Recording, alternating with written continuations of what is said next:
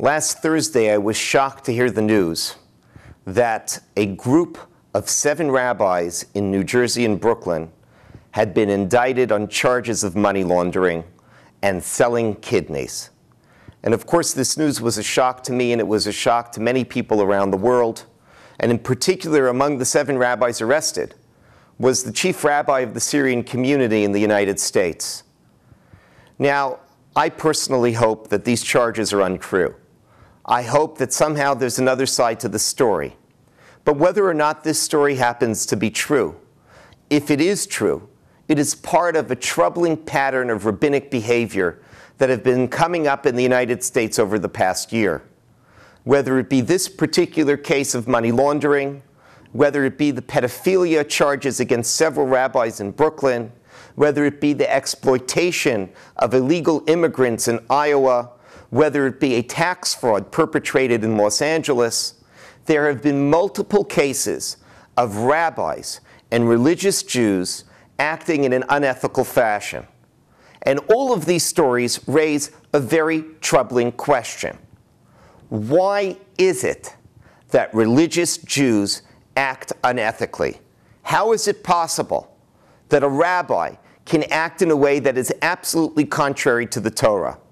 Now, this phenomena of Jews who are religious acting unethically, and this phenomena of rabbis behaving badly, is an old one. Indeed, the particular charges were laid on Thursday. 2 days later in the synagogue, we were reading the Haftorah, which included the first chapter of Isaiah. Now, the theme of the first chapter of Isaiah is that God does not want the sacrifices of people who act unethically. And here in Isaiah, Isaiah is already bewailing this particular phenomenon.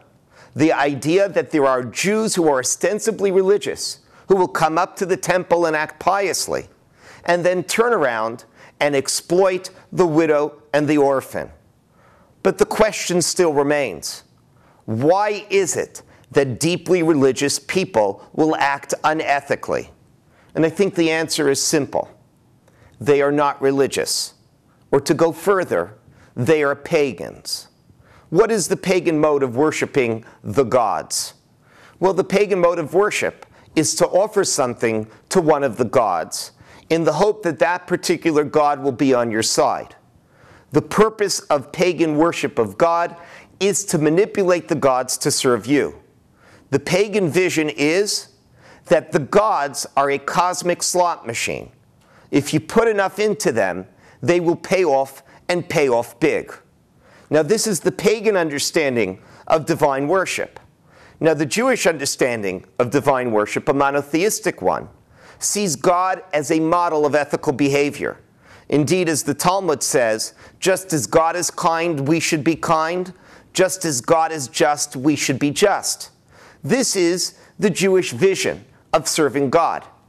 Now, what went wrong, and what has gone wrong very often, is that people will introduce the pagan philosophy of worshiping God into Judaism. People will begin to see Judaism as a way to manipulate God to act the way they want God to act, as a way of manipulating God to meet their own success. And this is exactly what has gone wrong. You'll go around all over the United States and you'll see different instances in which religious Jews act poorly. In each and every one of them, these Jews have gone off the track because they have misunderstood Judaism. Judaism is meant to act as an ethical beacon, not just to Jews, but to the entire world. But these people have turned Judaism into a pagan religion, a private religion which enables God to serve them. It enables them to achieve success by simply putting enough coins into the cosmic slot machine. And this is where it's gone wrong. Why do rabbis behave badly? Why do religious Jews act irreligiously and unethically? Because they are pagans. Because they see God as a being to be manipulated, not as a model of ethical behavior. And that is the tragedy of this story and every other story like it.